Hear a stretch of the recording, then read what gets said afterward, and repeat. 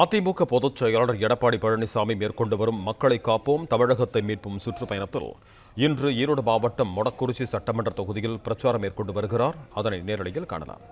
ஸ்டாலின் அவர்கள் ஆட்சி பொறுப்பேற்ற பிறகு இன்றைக்கு உணவுப் பொருட்களின் விலை மின்னை முட்டுகிட்ட அளவுக்கு உயர்ந்து விட்டது. அரிசி விலை உயர்ந்து போயாச்சு. ஏன்னா இன்றைக்கு இதை புள்ளி விவரத்தோடு நான் தெரிவிக்கிறேன். பொதுமக்கள் சிந்திக்க வேண்டும். இன்றைக்கு பெரும்பாலும் 65% மக்கள் இன்றைக்கு சாதாரண குடும்பத்தை சேர்ந்தவர்கள், ஏழை மக்கள். அவர் அன்றாட வேலைக்கு சென்றால்தான் அவர் வீட்டிலே அடுப்பு எரியும் என்ற நிலையிலே இருக்கின்ற அடித்தட்டு மக்கள் இன்றைக்கு இந்த ஆட்சியில் விலைவாசி உயர்வால கடுமையாக பாதிக்கப்பட்டிருக்கிறாங்க. இன்றைக்கு அதிமுக ஆட்சியில் பச்சரிசி சாப்பாட்டு அரிசி 1 கிலோ 50 ரூபாய்க்கு வித்தது.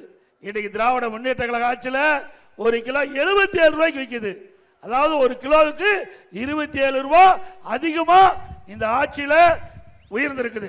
பொன்னி புழுங்கல் அரிசி 1 கிலோ அதிமுக ஆட்சியில் 50 ரூபாய், திமுக ஆட்சியில் 72 ரூபாய்க்கு விற்கிது, 22 ரூபாய் அதிகம். இட்லி புழுங்கல் அரிசி 1 கிலோ 30 ரூபாய் அதிமுக ஆட்சியில், இன்றைக்கு திமுக ஆட்சியில் 48 ரூபாய்க்கு விற்கிது, 18 ரூபாய் அதிகம். கடல் எண்ணெய் 1 கிலோ அதிமுக ஆட்சியில் 130 ரூபாய், இன்றைக்கு திராவிட முன்னேற்ற கழக ஆட்சியில் 190 ரூபாய்க்கு கடல் எண்ணெய் உயர்ந்திருக்குது.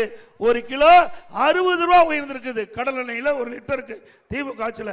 நல்லெண்ணெய் 1 கிலோ அதிமுக ஆட்சியில் 250 ரூபாய், திமுக ஆட்சியில் 400 ரூபாய், கிட்டத்தட்ட 1 கிலோ 150 ரூபாய் திமுக ஆட்சியில் உயர்ந்திருக்குது. துவரம்பருப்பு 1 கிலோ அதிமுக ஆட்சியில் 74 ரூபாய், இன்றைக்கு திராவிட முன்னேற்ற கழக ஆட்சியில் 130 ரூபாய், 1 கிலோவுக்கு 56 ரூபாய் உயர்வு. உளுத்தம்பருப்பு 1 கிலோ அதிமுக ஆட்சியில் 79 ரூபாய், திமுக ஆட்சியில் 120 ரூபாய், இன்றைக்கு 41 ரூபாய் உயர்ந்திருக்குது. இதையெல்லாம் எதற்காக புள்ளிவரத்தோடு நாங்கள் குறிப்பிடும் என்று சொன்னால், ஒரு ஆட்சி அதிகாரத்திலே வந்த அரசு எந்த அளவுக்கு திறமை இல்லாம ஆட்சி புரிந்துகிட்டு இருக்குது.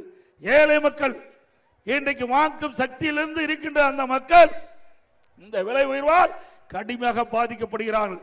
இந்த விலையை கட்டுப்படுத்துவதற்கு இந்த அரசாங்கம் எந்த முயற்சியும் எடுக்கவில்லை. அதே நேரத்தில் அனைத்து இந்திய அண்ணா திராவிட முன்னேற்ற கழக ஆட்சி இருக்கின்ற பொழுது, இப்படி உணவுப் பொருட்கள் விலை ஏறுகின்ற பொழுது விலை கட்டுப்பாட்டு நிதி என்று 100 கோடி ரூபாய் அதுக்கு தனியா நிதியை ஒதுக்கி வச்சு எந்த உணவுப் பொருள் விலை ஏறுகிறதோ அந்த உணவுப் பொருள் எந்த மாநிலத்தில் விலை குறைவாக கிடைக்கிறதோ அங்கே போய் கூட்டுறவுத்துறையின் சார்பாக அந்த உணவுப் பொருளை வாங்கி நம்முடைய தமிழ்நாட்டில் கொண்டு வந்து விற்பனை செஞ்சு அந்த விலை ஏற்றத்தை தடுத்து நிறுத்துகின்ற அரசு அதிமுக அரசாக இருந்தது. இன்றைக்கு இவ்வளவு விலை உயர்ந்திருக்குது. இதை கட்டுப்படுத்துவதற்கு இந்த அரசு எந்த நடவடிக்கை எடுக்கல. ஓட்டு போட்ட மக்களுக்கு துரோகம் விளைக்கின்ற அரசு விடியா திமுக அரசாங்கம் என்பதை நேரத்தில் குறிப்பிட விரும்புகிறேன். அதோட இன்றைக்கு எங்க பார்த்தாலும் போதைப் பொருள் விற்பனை அமோகமா நடந்துகிட்டு இருக்குது. இன்றைக்கு நம்முடைய கிராம பகுதியில் இருந்து நகரம் வரை எந்த பகுதியில் பார்த்தாலும் கஞ்சா விற்பனை அமோகமா நடந்துகிட்டு இருக்குது. கஞ்சா விற்காத இடமே இல்லை. உண்மைதானே? இன்னைக்கு தொலைக்காட்சியிலையும் பத்திரிகையிலையும் பாருங்க, இந்த செய்தி தான் அடிக்கடி வந்துகிட்டு இருக்குது. இன்றைக்கு தமிழகத்தில் பல்வேறு இடங்களில் தினந்தோறும் போதைப் பொருள் கண்டுபிடிக்கப்பட்டு நடவடிக்கை எடுக்கப்பட்டதாக அன்றாட செய்தி, தொலைக்காட்சி செய்தி, பத்திரிகை செய்தி. திராவிட முன்னேற்ற கழகம் ஆட்சி பொறுப்பேற்று ஒரே ஆண்டு தான். அந்த ஒரே ஆண்டில் இன்றைக்கு தமிழகத்தில் போதைப் பொருள் நடமாட்டம் அதிகரித்து விட்டது. அதை கட்டுப்படுத்த வேண்டும் என்று திராவிட முன்னேற்ற கழக அரசுக்கு பிரதான எதிர்க்கட்சி என்ற முறையில் நாங்கள் எச்சரிக்கை விடுத்தோம். ஆனா இந்த அரசு அதுக்கு உரிய நடவடிக்கை எடுக்கல. அதனால இந்த 4 ஆண்டுகள போதைப் பொருள் விற்பனை அதிகமாகி இன்றைக்கு மூளை முடுக்கு அனைத்து பகுதியிலும் இன்றைக்கு போதைப் பொருள் விற்பனை தங்கு தடையில்லாம விற்கப்படுகிறது.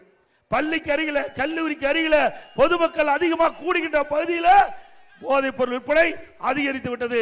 இதனால் மாணவர்கள், இளைஞர்கள், பொதுமக்கள் இந்த கஞ்சாவுக்கு அடிமையாகி சீரழியக்கூடிய நிலை தமிழகத்தில் ஏற்பட்டிருக்கிறது. இதுக்கு காரணம் திரு ஸ்டாலின் அரசாங்கம் தான் பொறுப்பேற்க வேண்டும். பிளே ஸ்டோர் மற்றும் ஆப் ஸ்டோரில் இருந்து பாலிமர் செயலியை QR கோடு மூலம் பதிவிறக்கம் செய்யுங்கள். செய்திகளை உடனுக்குடன் பெறுங்கள்.